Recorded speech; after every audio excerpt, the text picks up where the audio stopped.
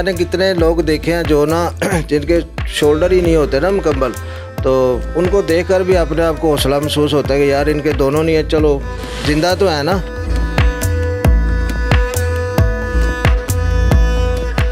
ये कभी हाथ मैंने किसी के आगे नहीं फैलाए और अल्लाह का शुक्र है मैं अपने बच्चों को रिज़्क़ हलाल कमा के खिला रहा हूँ।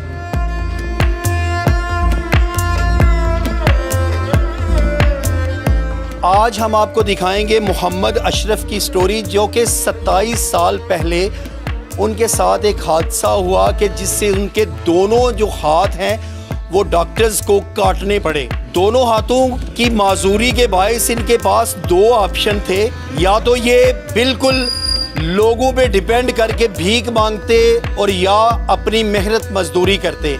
इन्होंने चुना दूसरा रास्ता और आज 27 साल के बाद भी ये कितने मुतमईन हैं अपनी ज़िंदगी से और ये कितनी कामयाब ज़िंदगी गुजार रहे हैं, इन्हीं से चल के जानेंगे। चलिए मेरे साथ।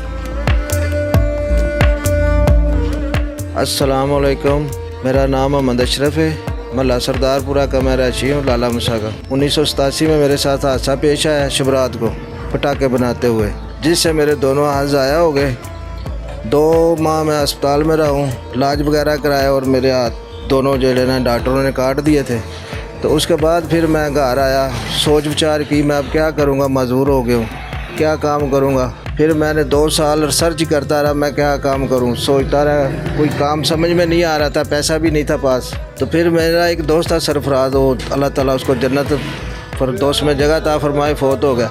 कह रहा हो यार मेरे साथ पिंडी बाड़ा में चलते हैं, उधर से कुछ चीज़ें लेके आओ और मार्केट में सप्लाई करो। मैं चला गया उसके साथ, 3000 रुपया था मेरे पास, वो लेके मैं उधर चला गया। उधर से मैंने कोई कॉस्मेटिक की चीज़ें ली और लाकर मैंने इधर अपना लाला मूसा शहर में दुकानों पे सप्लाई की और मुझे ना 400 रुपया मिला खर्चा वगैरह निकाल के। मेरा हौसला बढ़ गया।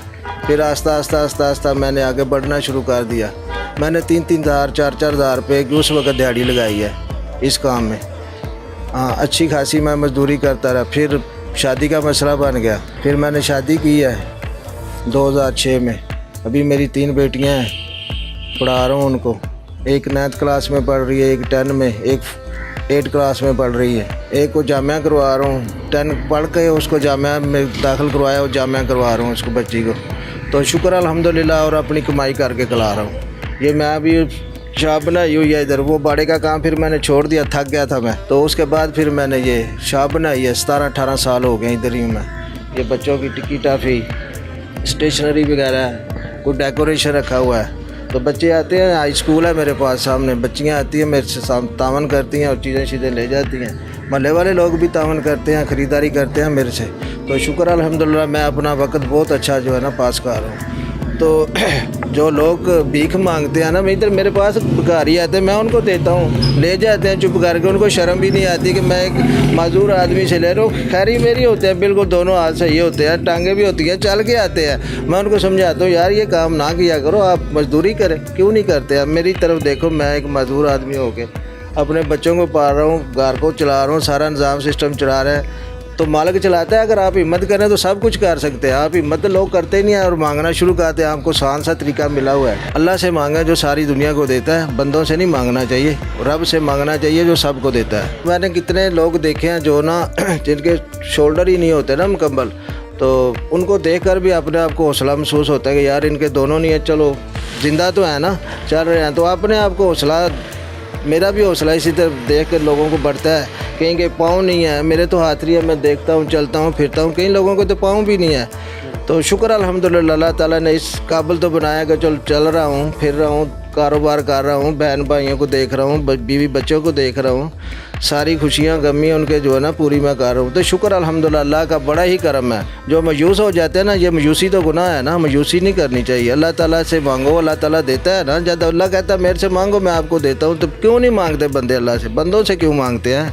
बंदों से नहीं मांगना चाहिए और रब से मांगना चाहिए। मेरे पास तो 2 ही रास्ते थे जब मेरे साथ हादसा हुआ। या मैं भीख मांगना शुरू कर देता, तो मैंने सोचा जो भीख तो बहुत गुनाह है, भीख नहीं मुझे मांगनी चाहिए, मुझे जो है ना काम करना चाहिए। तो अल्लाह का शुक्र है मैंने काम शुरू किया है। मैंने बहुत काम किया, इसके अलावा भी मैंने बहुत काम किए हैं। अच्छा, हाँ जी, मैंने 9 साल तो बाड़ा का, राजा बाज़ार से बाड़े का सामान ला के मनियारी मार्केट में सप्लाई किया है।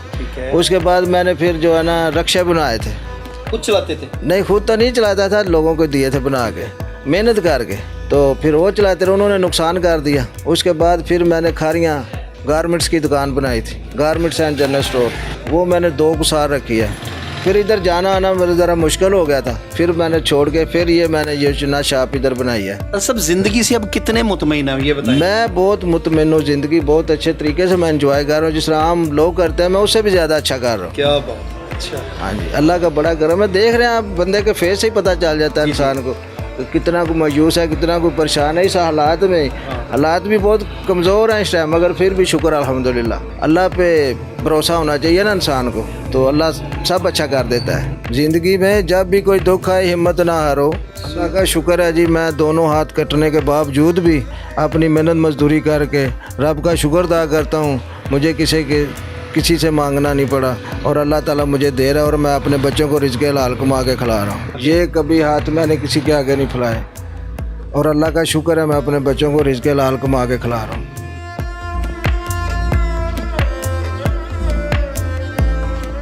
ये है मेरे साथ नाजरीन मोहम्मद अशरफ, जो कि अज़्म व हिम्मत की एक दास्तान है। इनकी ज़िंदगी बारूद ब्लास्ट हुआ इनके हाथ में, जिससे 40% जो है वो इनकी पूरी बॉडी भी जो है वो भी अफेक्ट हुई, लेकिन इन्होंने हिम्मत नहीं हारी और आज 27 साल से एक बेहतरीन ज़िंदगी गुजार कर लोगों को ये मैसेज दे रहे हैं कि बिल्कुल मेहनत करें, भीख ना मांगें, लोगों पर ना रहें, अल्लाह सुब्हाना ताला की ज़ात पर भरोसा करें और इंशाअल्लाह अल्लाह सुब्हाना ताला की ज़ात जो है वो रास्ते खोलेगी। आज इन एक कामयाब ज़िंदगी गुजार रहे हैं, इनके जो बच्चे हैं वो भी बेहतरीन तालीम हासिल कर रहे हैं और ये उन लोगों के लिए मिसाल हैं जो कि अपनी माजूरी को अपनी कमज़ोरी बना लेते हैं।